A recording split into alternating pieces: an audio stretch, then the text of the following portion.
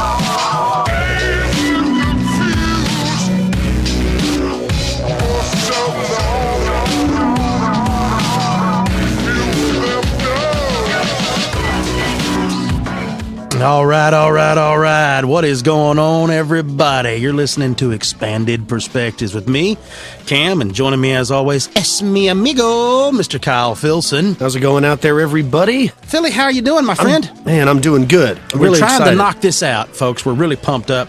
We're actually jumping on it a little bit earlier than normal because you're getting this recording. If you're hearing this on Monday, we're recording this Saturday evening. We are trying to get this done and preparing for the UFC coming up. We're trying to get ready for the Robbie Lawler-Johnny Hendricks rematch for the belt and Anthony Pettis-Gilbert Melendez. Yeah. I'm beside myself. I cannot wait for this fight. I've been busy all day. I started out this morning having to work, and then we've been doing some Christmas shopping, visiting Santa, hanging lights, and now we're doing the podcast, and then we're going to watch the fight. So it's been a really busy day. I'm super excited. It's almost over. It's almost time to crack those cold ones and relax. I can't wait. Job well done. Yeah, I'm really. It's going to be a really, really great card. Hope everybody had a wonderful and outstanding weekend. Yeah, I mean, we got a really good show tonight. We got some interesting guests on. Yes, we do. Dealing specifically with the paranormal. Yes. We don't have too many paranormal people on this show, so it's nice whenever we get a chance to do that. It was fun. A great bunch of guys to talk to. But you were telling me a little something before we got going. We're going to jump into the news right quick. Sure. You were giving me some Bigfoot information, and it's funny because I had seen some photographs of this. I don't really know how to feel about it, but it's believable. I mean, it's I don't know. It's kind of strange. You are referring to the horses? Yes. Yeah. The reason I say that is because it always makes me think of even the stories of the little people, some of my favorite stories. And then you start getting into this braiding like this. So lay it on me, bro. Well, that's right. And that's the only other place I've ever heard of this like hair braiding stuff happening is when it comes to like fae folk or fairy stories, nature spirits or something like that. But this comes from BigfootEvidence.com, and it's titled, "Do Bigfoot Really Braid Horses' Hair?" Now, Dr. Melba Ketchum, everybody knows who she is, claims that Bigfoot periodically sneak into her ranch and braids her horse's hair. Now, Michigan BFRO researcher Jim Sherman heard about this and decided to look into this strange phenomenon. Now, he writes, "After hearing about the possibility of a horse letting a Sasquatch braid its mane, I figured it was important to research what might be the cause of the braiding. Was a Sasquatch to blame? Were they a hoax? Or was it simply a natural thing that sometimes happens to horses? I spoke with horse owners and visited a farm to watch a horse's mane get braided. I also did more research on the subject than necessary, and I added some of that as well. Spoiler alert. It seems like many of the cases of braiding may be caused by horses grooming themselves." I gotcha. Guess you don't even have to watch the video. Now, there's a video on YouTube if you want to watch it. But the background videos, most of it was taken from a ground blind near where some of the horses lived in Michigan. The horse in the thumbnail was not one of those I researched. It reminded me of that horse. Anyways, it's a secret video showing horses groom themselves, and they saying that just the grooming can sometimes cause hair to be braided. But now the pictures that they show That doesn't look like grooming spots to me. No. This is the pictures they show. These are braided manes. Yeah. You can't lick your tongue with a horse's tongue and make it braid. I mean, it's crisscross pattern like you see girls braid their hair. And some of it's tied and things like that. Look, and a horse doesn't bend properly to braid its own mane. No. I understand grooming. Look, I mean, we've owned horses. I get that. But that's what I'm saying. To the outsider, know, I'm not saying that horses can't tangle hair and make it look where it looks braided.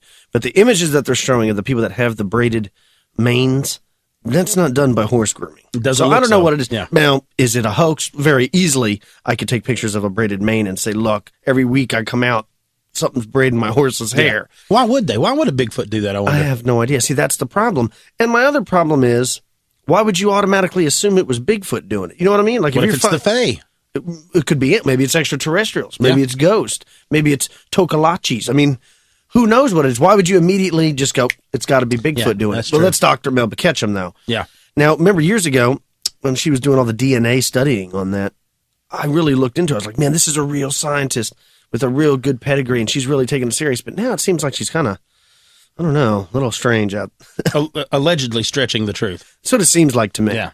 I got you. Yeah. I got something you're going to love, Brad. Okay. Have you ever given any thought to how much money it actually takes to have a naval sub force? Like a naval submarine fleet? Yeah, like a fleet of subs. Geez. Could you imagine? Well, you're thinking of the cutbacks. You're thinking of what we're doing. I mean, there's no way I would could estimate that, but I imagine it's a lot. A lot. Billions every year? Well, and imagine just the reason I say that is the same thing with the Air Force, you know, when we're talking about that. And that's kind of one of the reasons they brought the drones in, were because it was unmanned, autonomous, and it was a whole lot cheaper than building planes over and over and over when you have to you could build a bunch of drones. Right, yeah. Well, and like the last show, was it the Elite show? We were talking about the, what was the machine? The drone that was for helping heart attacks. The AED. AED, yeah, right? Yeah. It's a drone, and that's kind of that too. Well, exactly right. Well, Patrick Tucker from defense1.com wrote a great article, and the minute I saw it, instantly I had to think of you, of course, as it says, why eel drones are the future of naval warfare. Eel this drones? Looks, remember the like EEL? Yes. An eel? Yes. Okay, I'm making sure you, I thought you said ill. Ill. An ill drone. An ill drone. No, it's not ill. Sam Worthington and was his Christian Bale, is it Terminator Salvation? Man, I don't remember that. You remember when they pull that water, looks like a big eel, but it's like a water Terminator that they pull up out. Uh-huh. You remember when they get that out of there? Okay, I know that's what about. this looks like. They're using it now, and it says in the decade ahead, unmanned underwater vehicles, or UUVs, may have the same sort of disruptive effects on militaries as their flying counterparts. More than 12 countries are at work on undersea robots right now. Oh my including gosh. the U.S. So remember, like in the Matrix, like the robots actually ruled us. Remember those things that would fly around? I mean, it's really going to turn into that. Well, what it's saying here is it says, now, get this, dig the propaganda. The U.S. is using it to check for mines, it can be used to check for mines, map the seafloor, and collect weather data. Whatever. Says there's no reason they couldn't be used to defend battleships or small boats or even carry out attacks on enemy divers. But what will they look like? Well, apparently there's a team of researchers in Singapore, and Zexin Yu recently debuted a robotic eel-designed prototype. This is the man that led this whole thing. Now, there's different outfits that have been using sea drones, they say, since 1957, when they first started using these. But when researchers at the University of Washington's Applied Physics Labs first launched a machine called the Special Purpose Underwater Research Vehicle. Now, the Soviet Union, of course, they conducted it, and it's gone back and forth. Everybody really has. The U.S., though, started in 2013.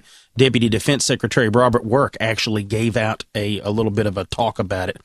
And he lamented that the high cost to staff, maintenance, and replacing manned submarines was what was leading more and more down the road. The use of drones. It does make sense. I mean, there's going to be a day where you don't even need men on a submarine, will you? You can have a drone the size of a submarine that can park itself off the coast launch with other nuclear drones. Missiles. Absolutely. Yeah. I wonder now, these eels they're describing, I wonder how big they are. Well, it doesn't really say in the article the exact size of what they are, but it can be made for anything. Here's one of the things that it actually does talk about is he said it represents a breakthrough of robotic fish that effectively mimic the rather unique way an eel swims compared to other anguilliform fish. And it also says that the way it's flexible and maneuverable, it actually uses less energy than some of the older forms that they had first gone with. And now, of course, DARPA is actually explored designs of actual sea life. They first tried out robotic jellyfish, manta rays, tunas, and eels for years, but they've gone back to this. Does the thing propel itself by swimming like a snake would, or does it have like a propeller? Undulation. So it really does. Man, that is bizarre. I could imagine an army of these things going after a ship, and each one of them is equipped with giant plasma cutters. They just cut holes in the hull and bore themselves in, and the ship sinks because it's got 1,000 holes in it all of a sudden. You know what I mean? Yeah, well, now they're calling them eel bots, is what they're calling them. But yeah, you're exactly right. That's kind of what some of this actually, what they're saying is, their ideas is they're going to have all kinds of sensing equipment on them and cameras, everything on there, so they can, slip up on something, attach itself to a ship. Imagine listening devices that listen through the hull of the ship.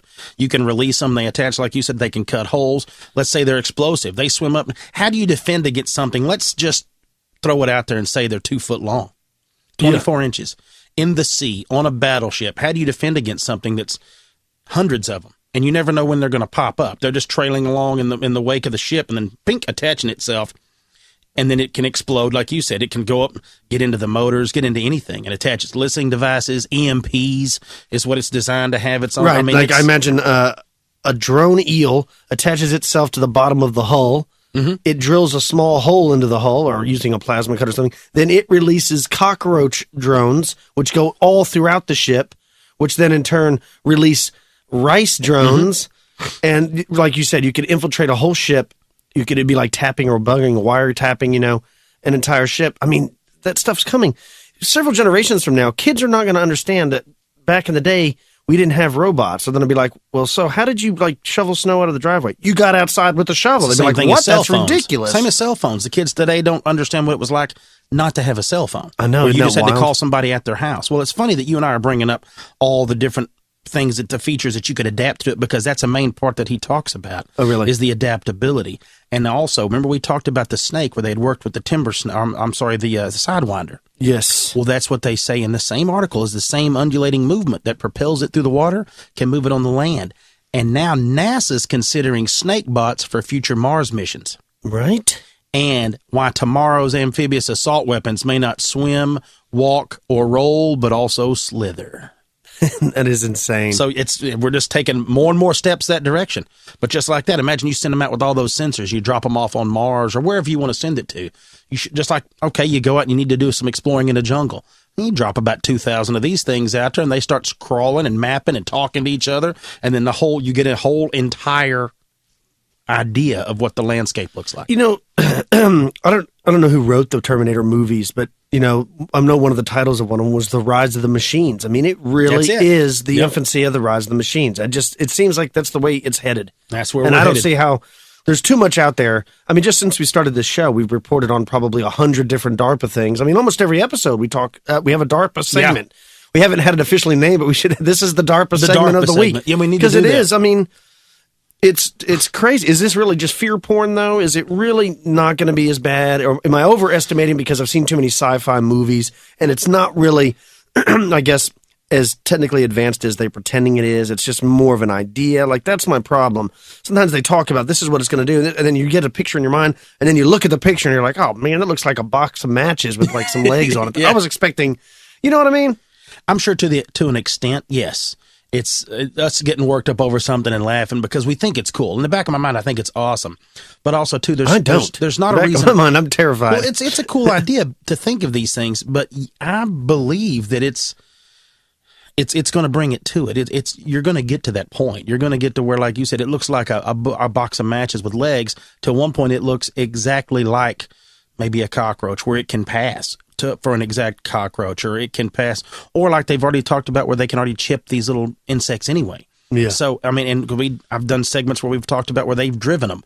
They can actually drive the cockroach where they want him to go just with the electrical stimuli. So, is it coming? Yeah, I believe it is. It's not always going to be bad. It'll be like iRobot, but also, too, could it be bad? It could be very, very, very bad. I don't want to think about it. I don't want to talk about it. Yeah, hopefully I'm dead and gone by then.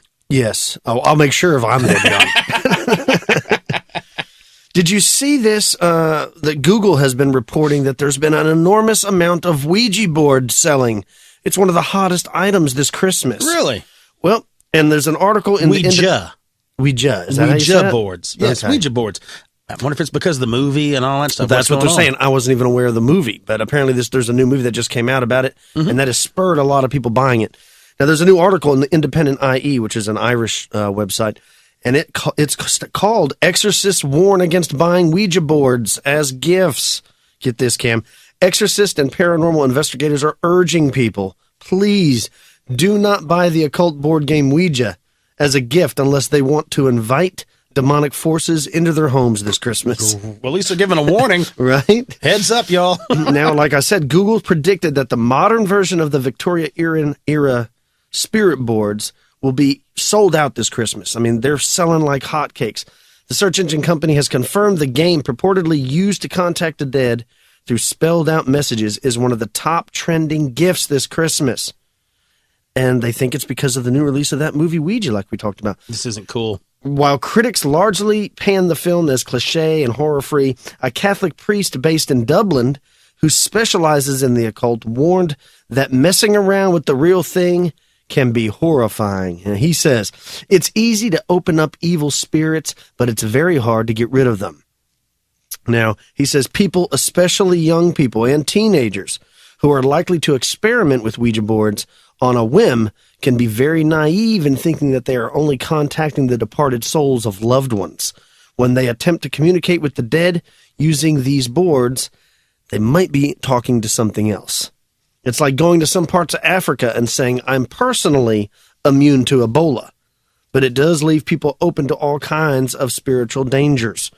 People don't intend any spiritual harm by it, but we live in a spiritual realm and you have no way to control what you may infringe upon. That's, 100%. Right? Now, the Exorcist said that evil spirits, even demons, will masquerade as departed loved ones. And they'll strike up a conversation with you. And what you don't realize is people can get infected with these demons. So the demons will play on your emotions. Oh, I'm your grandma. Yeah. They'll tell you stuff, and you're like, oh, every weekend on Saturday night, we contact grandma, we talk to her, and then slowly that demon gets a hold of you, right?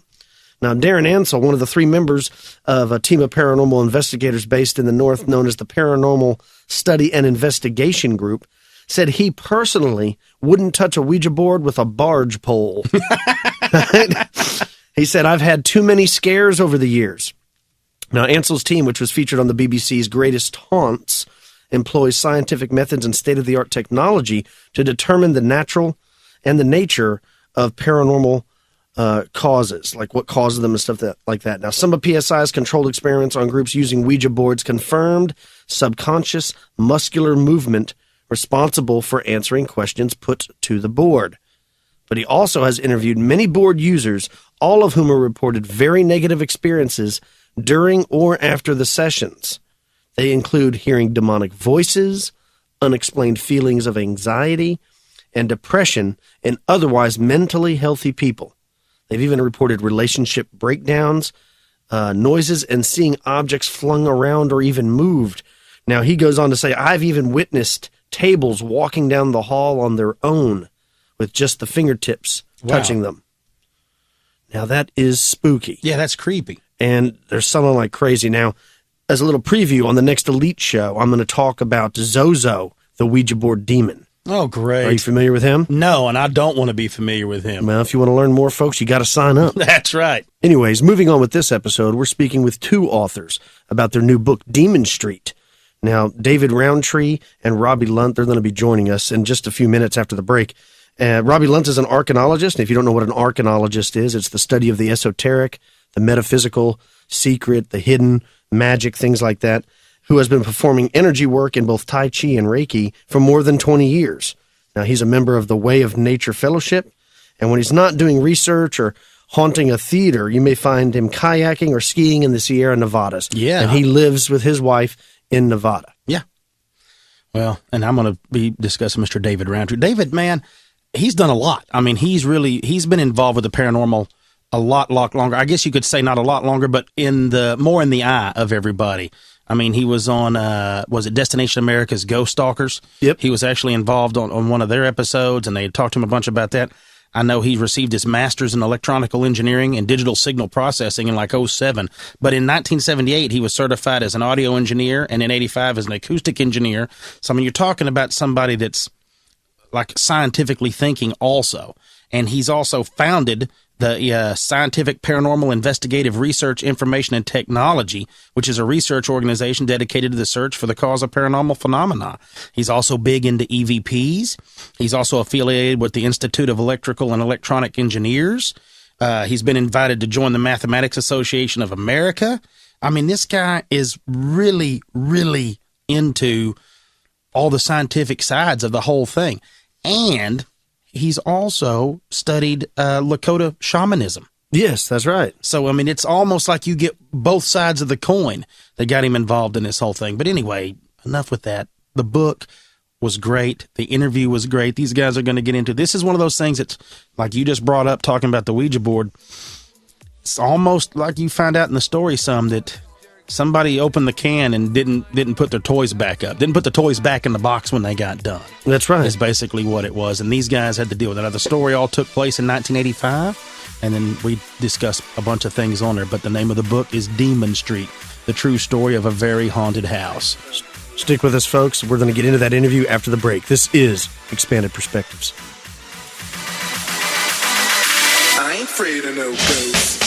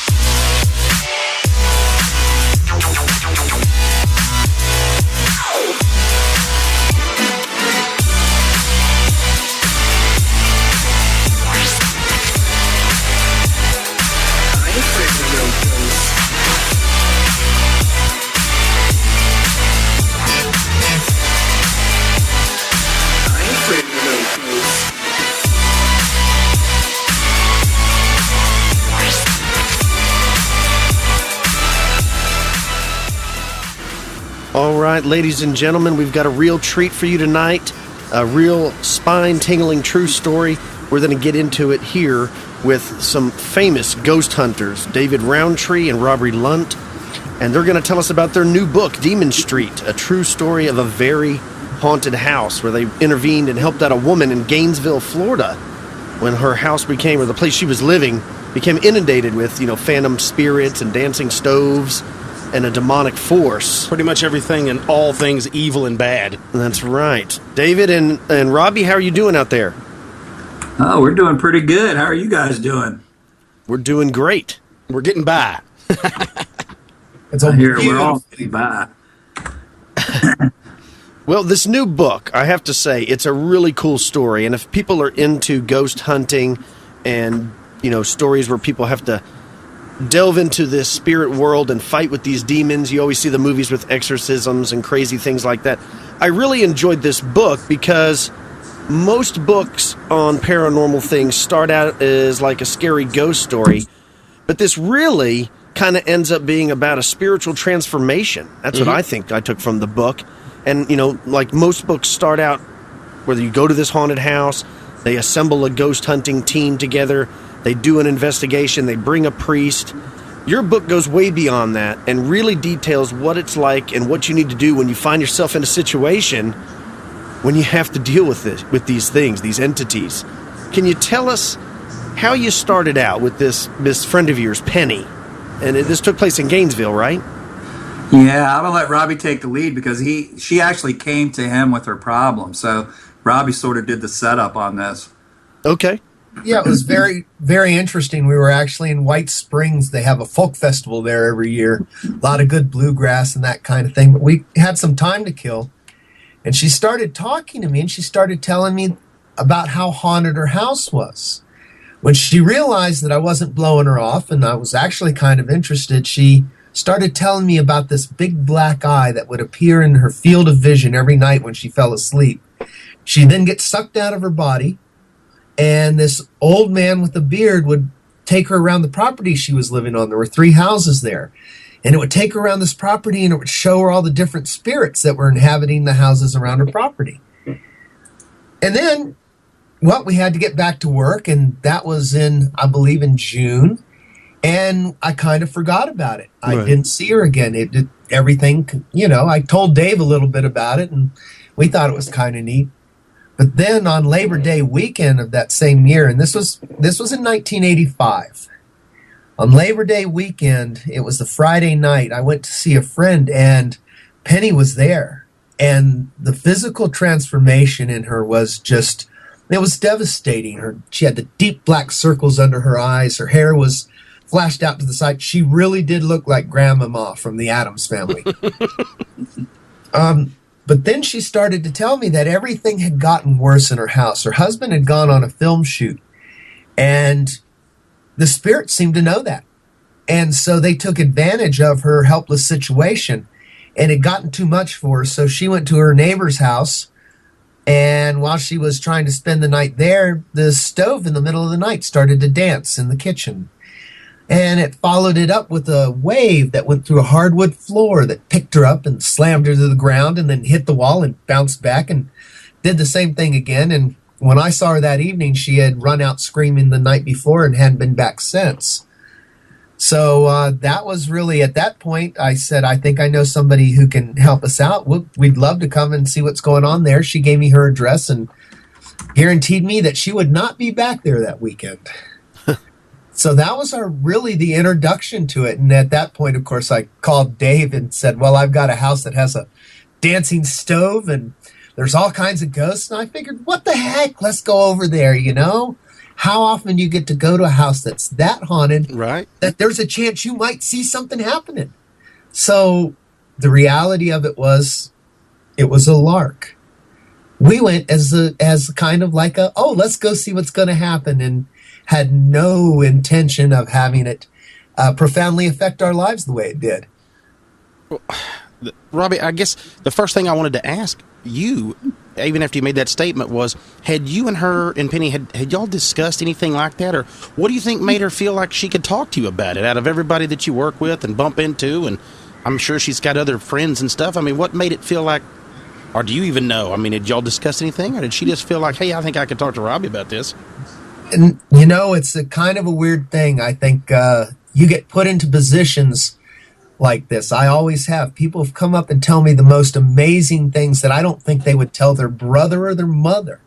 But they'll come out and just lay it out to me out of the blue. I guess I put off that kind of vibe. And again, once she started to tell me the story, I didn't blow her off. I didn't even roll my eyes. I actually was very interested. I've always been very interested in the paranormal. So I think that people can sense that openness from other people, and she caught it, that it was there. I completely agree, because that's the way we always talk about how if there's a light, there's always a dark. So maybe if the dark side, what they were doing, whatever the good side was, decided to take you guys, and y'all were their chess pieces. They're like, all right, we're going to move these guys into position now to go up against this. Because what I gathered was, from reading the book, is a lot of people I know in other interviews and things, and even other listeners have talked about, some people have missed the point of the book, is it's not like y'all were seasoned investigators to all this and had done this hundreds of times. This was kind of one of those things that you walked in and was like, I got to sink or swim. This is trial by fire. All of a sudden you got roped into it. Yeah. I would say that's probably a pretty decent and accurate assessment of the situation. You have to remember, too, this was 1985. There were no ghost hunting shows on TV. There were no... people didn't talk about this. EVP businesses selling all kinds of ghost equipment and stuff. That didn't exist. Nobody knew what an EVP was. Yeah, you had a Polaroid, right? Yeah, well... With the, 6 cubes... And then once the 6 pictures were taken, you had to throw it away? Actually, we searched for something called the rod of a voice because we didn't know what EVP was. And we were using big old antiquated TEAC reel-to-reels that weighed about 70 pounds apiece. And, it just was a different sort of environment back then. Back in the day. Yeah. And you didn't talk about it. You talked about it in a very small circle of friends. and you had to make sure that those friends, like, you know, weren't going to take you as a crazy person, and that sort of thing. Because back in Florida in those days, you had this thing called the Baker Act, which allowed anyone to like put you in under psychiatric observation for 24 to 48 hours for no particular reason. So you had to be very careful. I believe so. Talked about. But yeah, we literally went over there kind of like for fun. And that all changed when we set foot on the property. Well, and that's another thing, too, is I remember reading, and y'all have discussed that you could both, not just like one of you had an uneasy feeling, both of you felt an uneasiness, like a heaviness of the whole area when you got there. Yeah, it was an oppressive feeling, very oppressive. I had never encountered anything like that in my life. I mean, you know, one of the common questions we get asked was, when did you know it was haunted? It's like we knew something was amiss, and it wasn't just a haunting when we set foot on the property. Once we did, it was like we entered into Alice's rabbit hole. I mean, it was like the whole place was on acid or something, you know? I mean, it was just literally off the wall, off the charts. So we didn't go there with a lot of equipment or anything else. First of all, there wasn't a lot of equipment back then. And second of all, back in those days, most of these types of encounters were a very subjective nature. I mean, even Hans Holzer, he used to investigate ghosts using a medium. So we went in as a subjective experience to feel and to see and to, you know, try to experience it and to get our take on it in a very non-scientifical and non-technical manner. And boy, did we have a great time doing that. Yeah, well, and you kind of had a similar, I mean, not a similar, but you had a background, right, David, in shamanism or something? So you were somewhat familiar with, what's the word I'm looking for, like elemental spirits? Yeah, the spirituality of the whole situation was not wasted on me.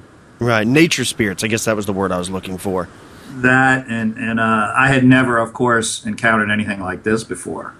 So this was a first time for me. And, of course, you know, there wasn't any book for it. So, you know, I was like, oh, boy, well, here we go. What's going to happen to us? Make sure our life insurance is paid off, you know. Well, it seems to have made a really good friendship bond between the two of you also, as it's kind of like going to battle together.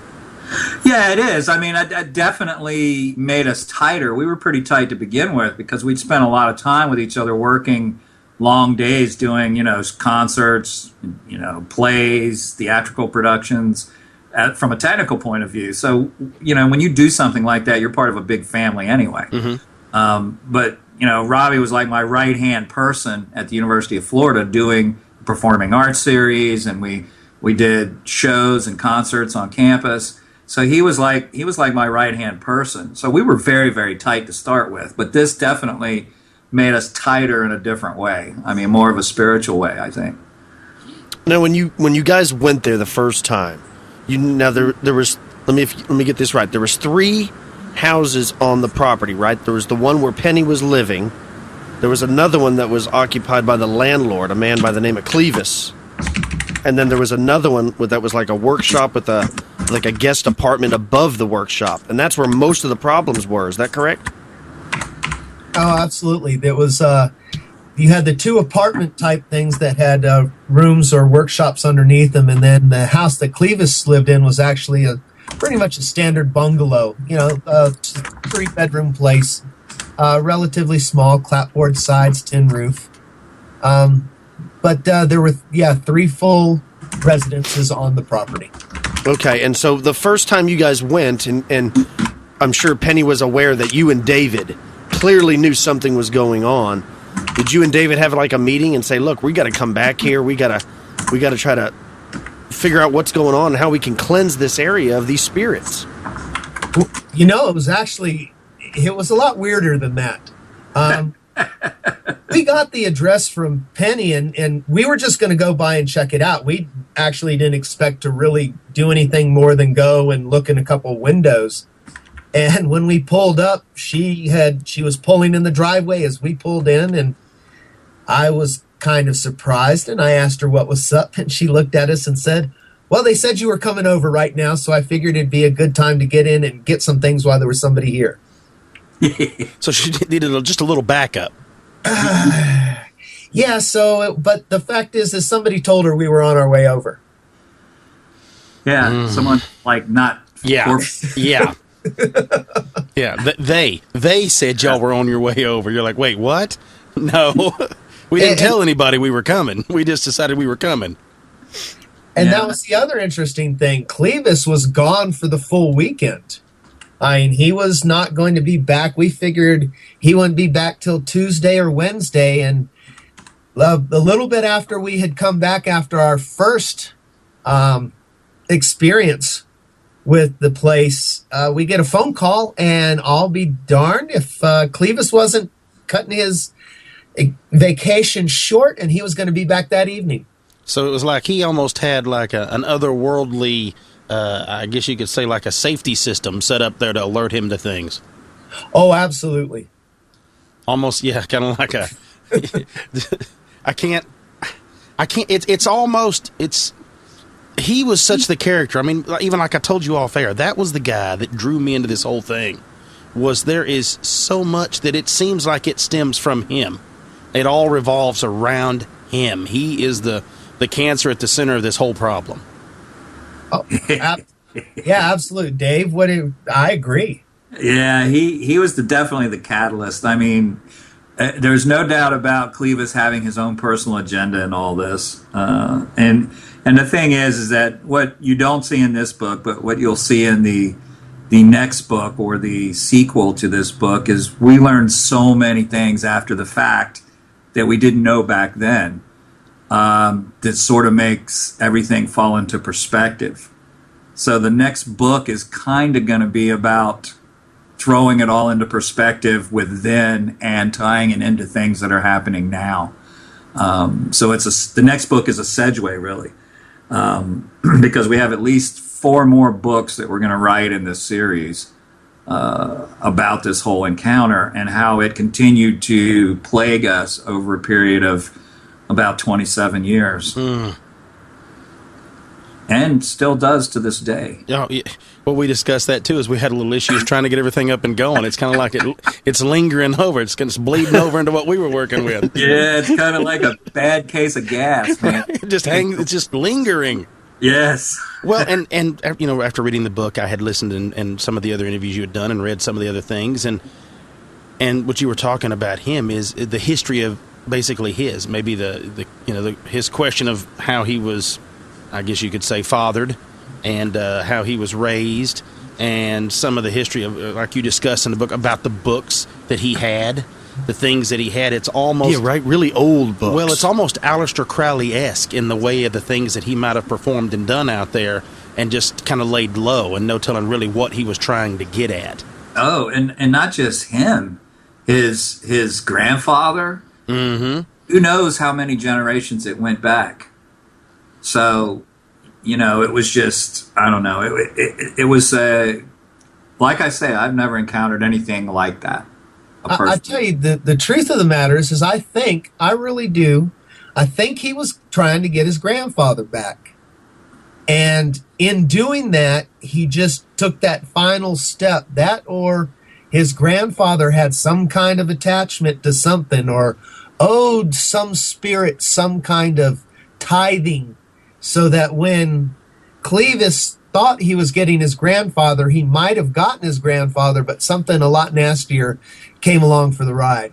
Yeah, that's what it seems like. And you even discussed in there about how sometimes angry, like nature spirits can be pleased, or even ghosts. Lots of times they'll move on once people have listened to what they want to be told, or once someone points them towards the light. But demons, their thirst is insatiable, and so they always, if you conjure something up, which it sounds like that's what Clevis had done in an attempt to get his grandfather, like you were saying, but it spilled over. I mean, even his girlfriend seemed to be possessed by something. It didn't even seem to bother Clevis. He was like, "Oh yeah, they do that all the time to her." Exactly. Right. Exactly. And you know, there's something very important that you touch base on here. You know, demons just don't waltz into our reality, you know, at will. They have to be invited. They have to be conjured. They have to be brought into this reality. So when you encounter something like that, you're not encountering a demon happenstance. You're encountering also a human that brought it there. And there's always that relationship somewhere. They may have died and passed on, or they may have left the area, but their handiwork remains behind. And a lot of the secret of getting rid of that or turning it and sending it back where it came from is understanding how it was brought in the first place. Yeah, and it sounds like that's exactly, I mean, Clevis posed a question directly to you, right? Bragging about his abilities. To Robbie, yeah. Yeah, after we had gone back to the property for a second time, and quite frankly, I don't even know why we were still standing there and I wasn't running down the road screaming. Yeah, right. You know, he came up to me and I swear that he knew where he was. I just, to this day, I can see this so clearly. But he stepped up to me and he put one hand up. And you know the old Bela Lugosi films where you get just a strip of light? Yes. Yes. That's what his face looked like. Just right across his eyes, just where it really accents the way he's glaring at you. Exactly. And then he grabbed my hand and he said, "I can conjure demons, can you?" And of course, my response was, "Well, I really don't want to." But Yeah, right? I mean, You what know, an odd question. he looked back at me and said, "But that's not what I asked you.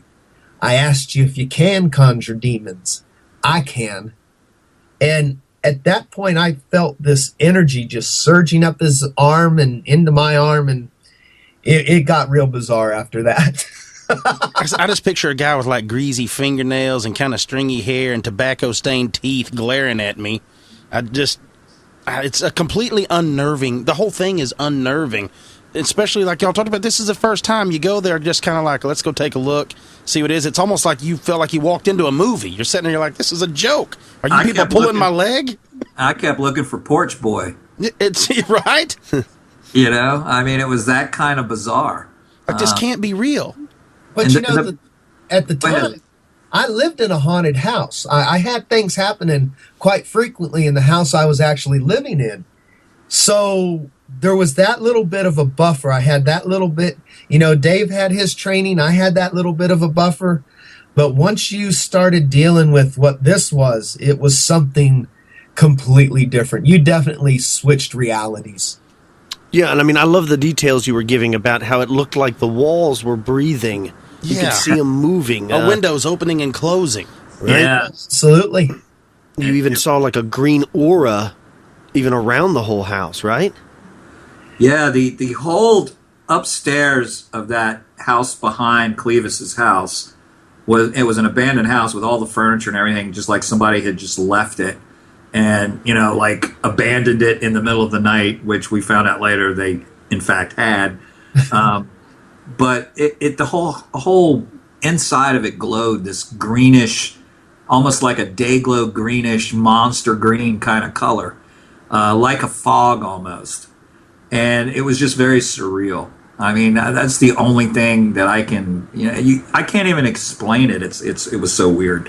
But the closest thing I can get to it is kind of like that day glow greenish fog, like you hear people associate with like the Devil's Triangle and things like that. It's like I now know what they saw because I saw it in that house.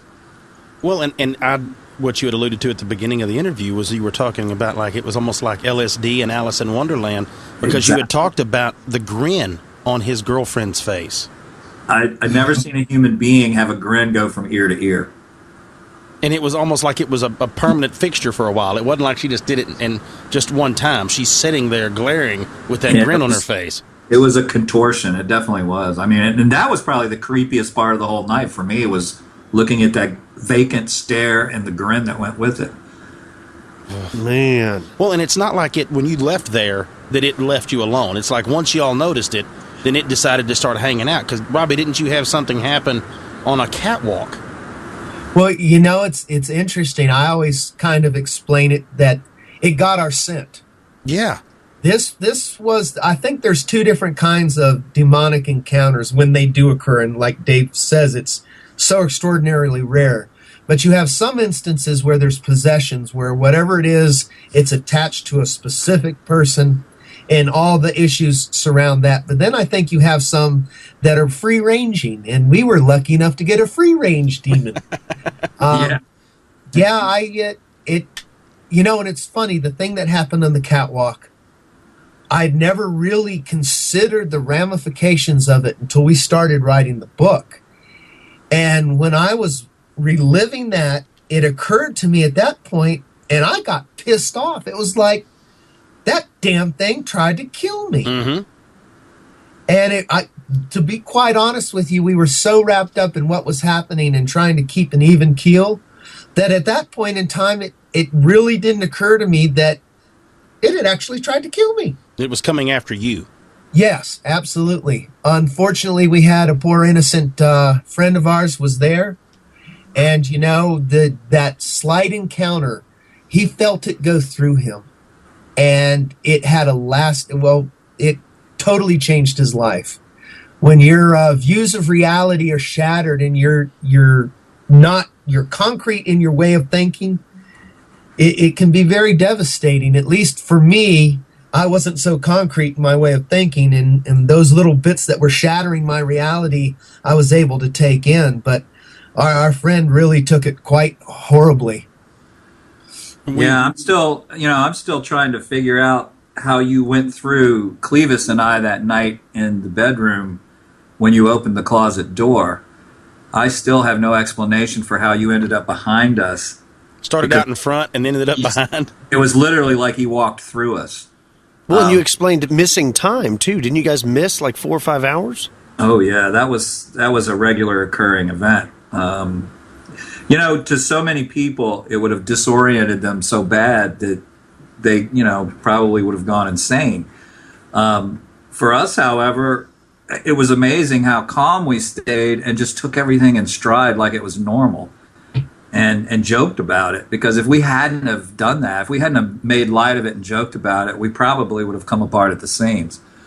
But we were constantly joking about how funny this demon was, and it was really quite terrifying the whole time. The only way to deal with it, yeah, really, kind of. We would laugh about it because that would cut the tension. It would cut the stress that we were going through.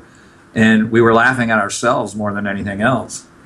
Do you think that the demon sensed that you were laughing at it? You know what I mean? Like, I wonder if that angered it more, and that's why, you know what I'm saying? Could it perceive that? Because most of the time, that's exactly what you were talking about. It wants to instill fear in people, and it kind of feeds off that. Like me, I would be terrible to have along with you because I'd be scared to death. I would have ran, you know. I would have done the investigation with a roll of toilet paper and a nice pair of track shoes. Nice, that's how I'd have done it. And a nice pick for the itchy spots. Yeah, I'd have been gone. That's the thing. You know, these things feed on negativity. They feed off your fear. They feed off of your weakness. And then when you laugh and lark it off like, you know, there's nothing to it, that intensifies their fury as well. Of course, we didn't realize that or even care at the time. We were trying to survive. But that's definitely true, and I do believe that it sensed everything we did because it showed up all over Gainesville when we were doing something. I mean, there would be something that would let us know it was there. Yeah, and see, that's people always email the show asking if I would be interested in going on some ghost hunts with them and stuff, and I always turn them down. It's for that very reason. I don't want anything to follow me home. Yeah. I would be scared that it could latch on and I could bring it home, and then, you know, that would be the end of it. And you know, that's one of the reasons why we wrote the book. Right.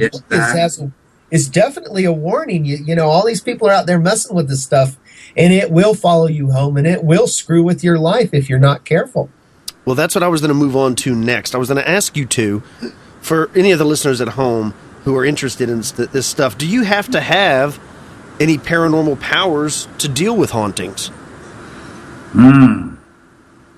That's a good question. I think it certainly doesn't hurt. And I think in our case, if we hadn't have had some experience, some training in dealing with this stuff in general, it could have been a totally different outcome. Right. So I would say, you know, the working title of this book is Careful What You Wish For. There's a lot of truth in that. Yes. You may find something that you didn't bargain for. And if you're not prepared to deal with that, you're in a world of hurt. Is there any advice that you would give to someone who thinks that their home might have a demon in it? Yeah, if they got problems going on or they're kind of experiencing something like this, what would y'all tell them? Robbie? The very first thing I tell you is go to your local clergy. What's your faith? Always go with your faith, because for you, that's where the first layer of power lies. Then there's the very easy ones. There's the smudging of the house with sage. But the thing about it is just because you're having an encounter that seems negative to you does not mean it's demonic or anything. If somebody was a butthead in life, they're going to be a butthead in death, and you've just got a gnarly ghost. We've had several people tell us that same thing that we've had on. And nature spirits, they may be absolutely, completely not even caring about you, but you are in your way. You are in their way. And they have their own agenda. They're totally neutral, yet because of your perception of their actions, you may see it as negative. So, you got to be real careful about how it's perceived, because not everything you're dealing with is actually a demon or a negative thing. It may be just something that you're in its way. Mm-hmm. I know Dave's run into that a few times too. Oh, yeah. I mean, if you get between a nature spirit and that nature spirit's agenda, you're going to think that the halls of hell opened up and is trying to swallow you because you're in the way. But it really has no desire or design on you. You're just standing in the path. It's just better to step aside and let it do its thing, man, than to stand there and try to take it on. Well, and listening to you guys, I mean, knowing that, like Robbie said, everyone seems to kind of open up to him, and then also knowing that David's past is in shamanism, both of you were kind of prepared, or at least maybe even without knowing you were this prepared, your whole lives for something like this. And I always kind of equate it to something like scuba diving. You start out learning in a pool, and you work your way up till you get your open water license in the ocean. Is the way it gets there a bigger subject to really attack. So it's almost like if somebody's having this problem, I like that you said, go to the clergy, go to somebody that you spiritually can kind of get in touch with. Don't just kind of go, I've never run a marathon before and I'm going to sign up for the Boston Marathon. Exactly. And the thing is, too, is that the book uses the demonic situation as a vehicle. Like you said, in your perception of your reading of the book's really about a personal spiritual journey. It's really about Robbie's development on his own spiritual path and how that event sort of coalesced into that, to drive him into that existence, that spiritual existence. I was just a catalyst that sort of put things on the table for him to work with. But the funny thing about it is Robbie had approached me a couple of times talking about the subject of being a medicine man or being, based on a shamanic type of life. Mm-hmm. And, the spirits have to really point a person out to you. I like to say power points out your apprentices, because you can go and be talking to someone, they can be a medicine man or a shaman or whatever. And if power doesn't tell that person to pick you, to teach you, you're going to play stupid and not say anything. Mm-hmm. And this particular case pointed Robbie out to me that he needed to know things in order to survive. And that's how he sort of really grabbed the bull by the horns and started his own personal journey.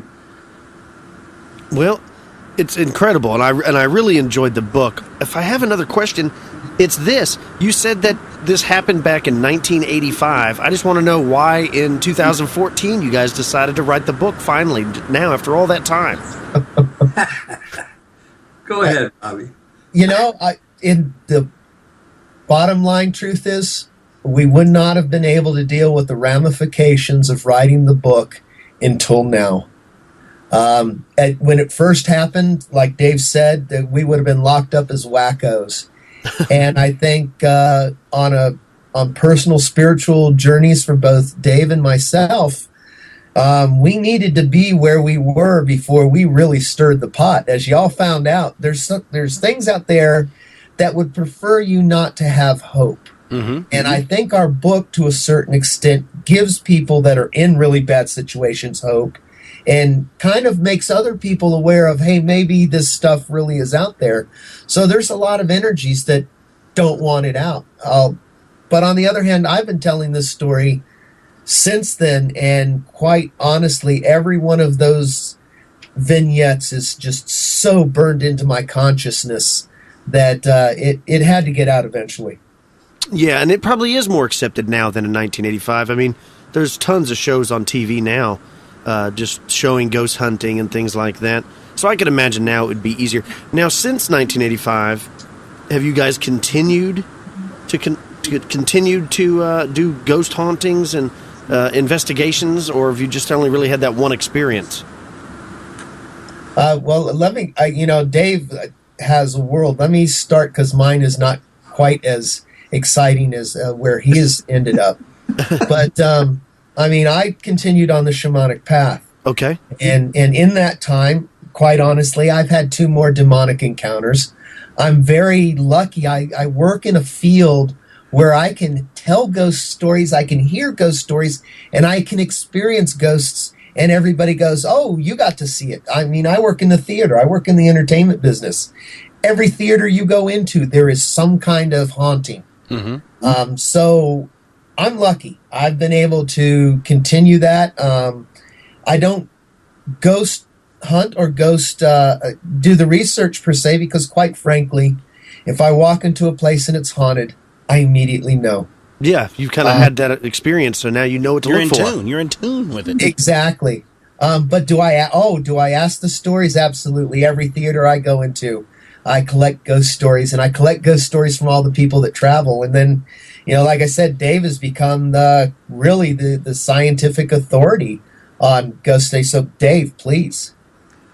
Yeah, well, after that event, I sort of turned my back on my shamanic path for literally 27 years and dove completely headfirst into the scientific research and search for answers in science to quantify some of the things that not only we experience, but the whole haunting phenomena in general. And it ended up, I wrote a book called Paranormal Technology, Understanding the Science of Ghost Hunting. I started a research laboratory. I was recently on a TV show called Ghost Stalkers, which I did the scientific experimentations that went on during the show. And I'm pretty much nationally known as a scientific authority on the research of paranormal phenomena. I sort of became the people that I idolized in my youth, which is kind of an interesting story. But last October, I was reborn again as a shaman, and from a different perspective than my original stance on it. I had a different power animal, but it completely, it was a rapid growth. It came so fast that I couldn't process it quick enough. And it's just now finally all falling into place again. So, yeah, I almost made it into a career, and Robbie made it into a way of life. Okay, well, go ahead, Cam. Man, I'm just... Well, that's another thing I want to ask is you're Lakota, correct? No, my teacher was a Lakota. He was Lakota. Yeah, he was Lakota. The line of medicine I originally learned was a Lakota line of medicine. And when I say a line, it's they will tell you who taught them, who taught their teacher, who taught their teacher's teacher. It's a line of medicine, they call it. And my first teacher was a Lakota medicine man, and he taught me what he knew. But you continue to learn. You don't just learn from one person. You get things, and then you go off on your own, and you become like a solitary practitioner, because I wasn't affiliated with any particular tribe. But then you run into people on your path that teach you things. And I have a teacher now that's a Powhatan, which is what my native heritage is, and he's a sun dancer. And he's quite an incredible individual. He's taught me a lot of things about my own people that were lost over the years. So you're never too old to have a teacher. And in fact, generally speaking, you constantly have one coming and going in your life. Well, do you feel like at a young age you were drawn to that before you ever got into learning it? Oh, yeah. My grandfather, who was full-blooded Native American, he appeared to me the night that he died in my room, and that's really what started me on the whole journey, was trying to figure out what happened that night. I was 7 years old, and he came in and said, I love you, but I have to go. And I told my mom the next morning, she said, your grandfather died last night. And that was my introduction to the paranormal. Did you just look her in the eye and say, I know he came and talked to me? Yeah, I mean, I didn't know he had died. He looked very real. I mean, he looked physical and corporeal and just like ordinary, except that he didn't have his leg brace on and his arm wasn't paralyzed and all gnarled up and atrophied. He had had a stroke about 10 years prior to that, and it had paralyzed one side of his body. And he didn't have any signs of that, and he was walking normal. And that was a little odd, but I didn't really think too much of it at 7 years old. Yeah, you're 7. Yeah, you don't analyze something like we do as adults. And I just was happy to see my grandfather, wondering why he was there. Well, to straighten it out for the listeners, too, when you're talking about medicine, you're not talking about actual, like, medicine practice, are you? No, it's a type of traditional healing, but it's much more than that. I mean, a medicine man in a tribe is a psychologist, he's a counselor, he's a healer, he's a teacher, he wears a lot of different hats of the spiritual variety. But, they didn't teach you how to take care of demons.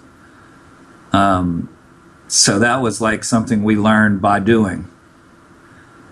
Well, I'm going to have I got another question I got to ask the both of you. Of course. If you had the chance, would you ever go back to that house and do another investigation? Say no. Say no.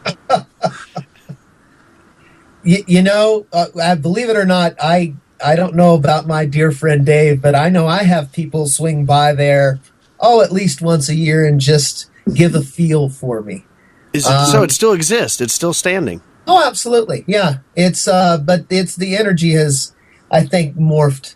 And if we look at the perspective and you say, looking back, given the chance to go back into the same situation, would I do that again?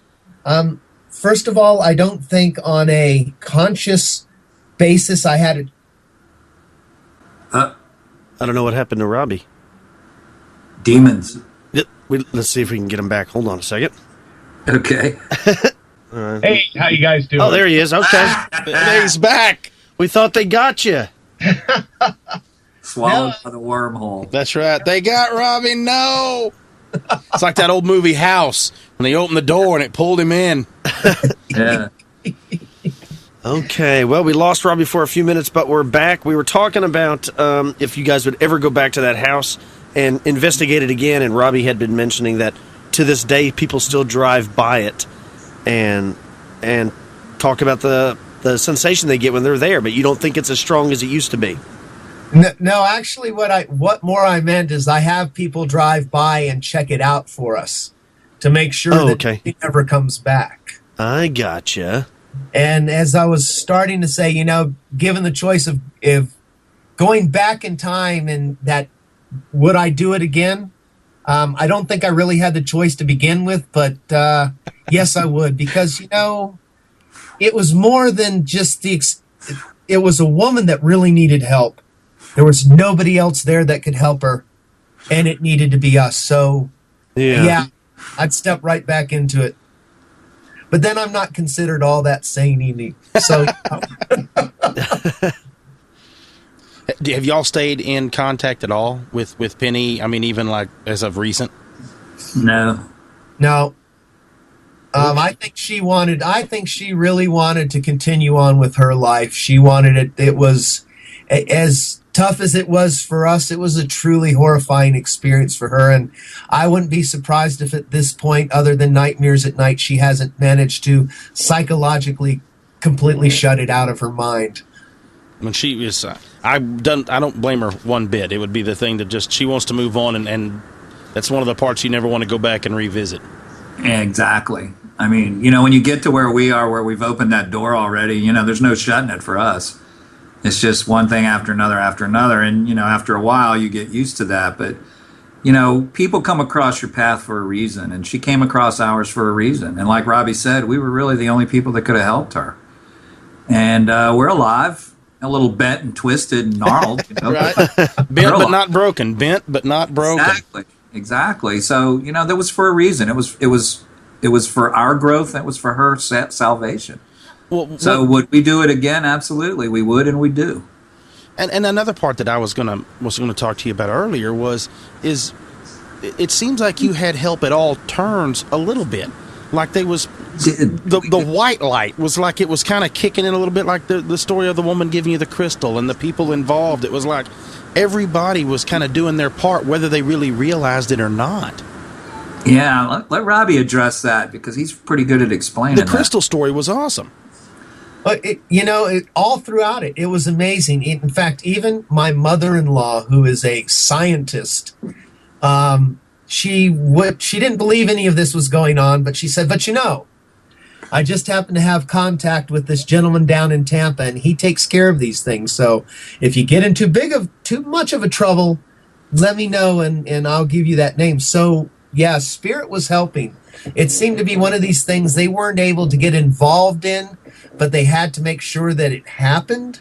So we were getting clues and information and people just coming out of the blue. The psychic was amazing, handing us the crystal, and, things tried to keep it from happening. The crystal opened up her finger. It drew blood because there was a constant ongoing fight. It's not all out in the open like it is in Hollywood, but it's a constant battle.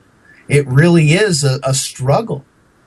Her name was Ruth Davenport, and I've often wondered whatever became of that woman. She's probably long passed on because she was elderly when she helped us back in 1985, but at the time she was a registered psychic medium in the Jacksonville area, and I hope she had a great life. I mean, I never got a chance to thank her afterwards. None of us did. But she was a high point at a period when we were had no idea what we were going to do. And she sort of gave us direction at a very opportune moment. And I always wanted to thank her for what happened and tell her the story. And we never got a chance to do that. So that's like a regret that comes from it because she really was a catalyst for us. Well, and the greatest part of the story was she was going to give you one. She's like, no, and it's like she pops the trunk and she's digging around. It's like they're going to give you a gun, but they're like, no, I got hand grenades over here. Let me go get this. And then she's digging around for explosives and this is what you need. This is the one to take with you. her words were like, no, you need the big gun. Yeah, right. Yeah. But without even going there, she knew instantly. She was like, they're in trouble. She could probably already see what y'all were involved with, and we're like, I'm going to have to help these guys out. She knew when we walked through the door. It was so amazing. It was the most amazing thing. Sorry, Dave. Go ahead, brother. It was the most amazing thing. We opened up that door, and when we opened up that door, there was a psychic sitting right inside the front door. He took one look at us. There were about 5 of us because other people went in with us.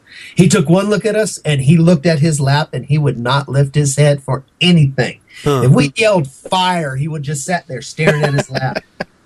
Yeah, everyone made a very obvious attempt to not make eye contact with us. She was the only one staring at us and grinning like a jackass and smiling, and the poor woman in front of her was crying her eyes out, the client she had, and she was looking at us and grinning like a jackass. I tell you, the most amazing thing, though, was every single psychic in that room, every other one except for that guy, when we walked in that door, it was like a Fosse choreography. They all spun, and they all looked at us, and they gave us the once-over, and then they went back to what they were doing. And I could feel that energy. Yeah, it was. We knew we were we already knew we were walking a weird path, but that one really set. We realized we were spiritual lepers at that point.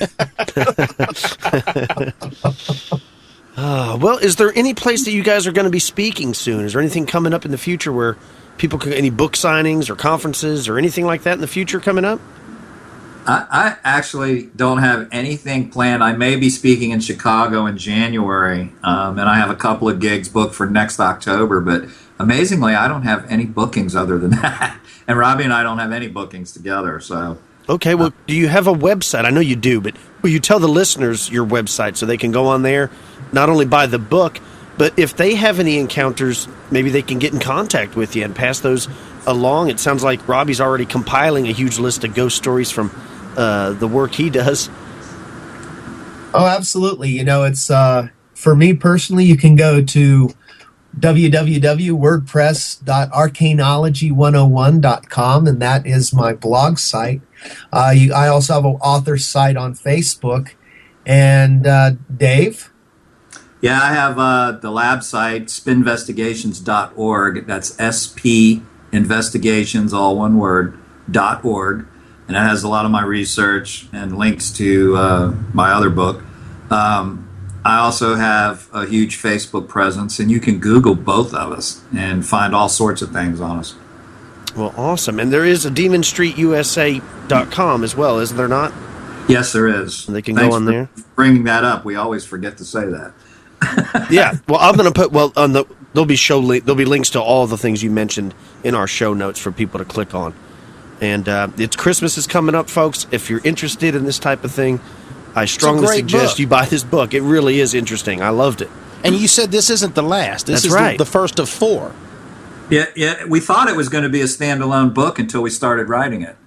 But so many things happened in the process of writing it, and then the events that took place after we wrote it, and it went to the publisher, and then continued to happen, has just given us a plethora of grab bag items to basically write more books about the whole process.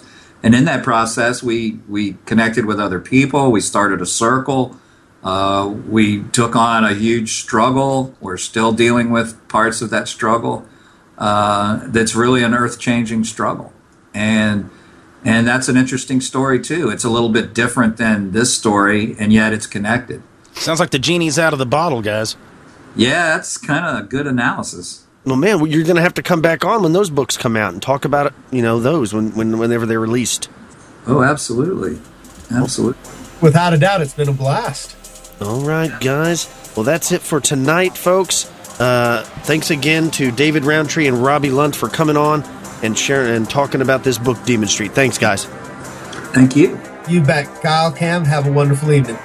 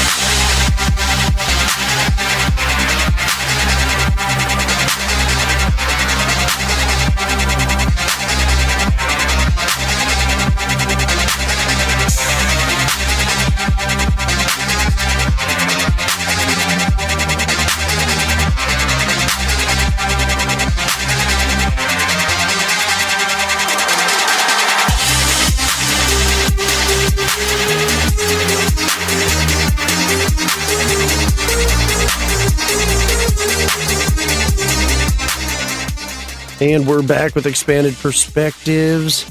I hope everybody enjoyed that interview. Cam, what did you think? They're great guys. I mean, yet again, it's one of those things that we discussed all that stuff with them, and then we get off air and we keep going and discussing more and more stuff. And I mean, I'm really excited because I enjoyed the book. It wasn't what I thought it was going to be at first. I thought it was going to be a typical romp, just ghost stories or something. Yeah, that's wasn't what I thought it was going to be. I did enjoy it. Just the ideas, because it kind of let me think about a lot of that stuff. And then I was excited to know that they're going to write a few more about them and talk about more of the stuff that's happened to them since all this went down. Because off air, when we discussed it, some of it wasn't so great what happened to them after they got involved in this. Yeah. They've kind of had some ups and downs and some rough downs. So, I mean, it was one of those things. You brought it up, and then it always makes me think, and we've said it before, I'm like, I don't want to get involved in that kind of research. I like reading about it and I don't know, just kind of looking into the whole thing, but I don't want to physically go to these places. I don't want to be involved in that. No, I don't want to be involved with it at all. I have nothing but respect for the people that put themselves in those positions. I'm just not that. Like I said, I'll go to the woods and run, but I don't. I'm a coward. I'm not afraid to admit it. I don't want to mess with ghost spirits, demons, jinn. I don't want to mess with any of that. Yeah, I'm not down with it. So my hat's off to those fellas and everybody, all the listeners that do it. My hat's off to you folks. I'm just not going to do it, man. I don't have that. I'm good. I'm just, I'm like, y'all stay over there. I'll stay over here, creepy dudes. And we're good. We're just going to stay like that. Yeah, right. But I really did enjoy the book. And if you guys are into ghosts and hauntings and demonic possessions and things like that, then you need to pick up this book. It's a new page book, Demon Street, USA, right? And I'm going to put links to their website, the ways to get a hold of David and Robbie. Yeah. If you have any questions for them. I know that it's in Barnes and Noble. It's dumped in a lot of bookstores. You can also, of course, get it online. That's right. And if you're new to the show, don't forget you can email us any stories or encounters of your own. Our email is expandedperspectives@yahoo.com. You can follow us on Twitter. You can follow us on Facebook.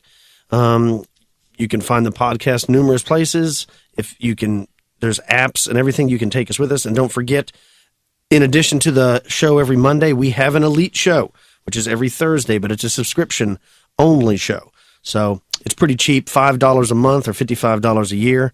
So, I mean, man, it's pretty cheap. It's like the price of one latte. Yeah, right? I mean, you get 2 shows a week that way. That's right. And it's Christmas. Maybe you should get a subscription for one of your friends or family. Or get it for yourself. Give yourself a gift. Treat yourself, right? Yeah, exactly. Have some fun. Yeah.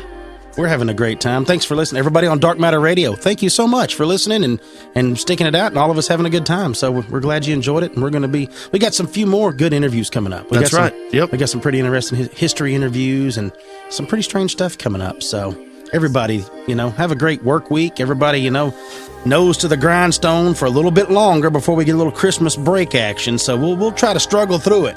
That's right. Stay with us.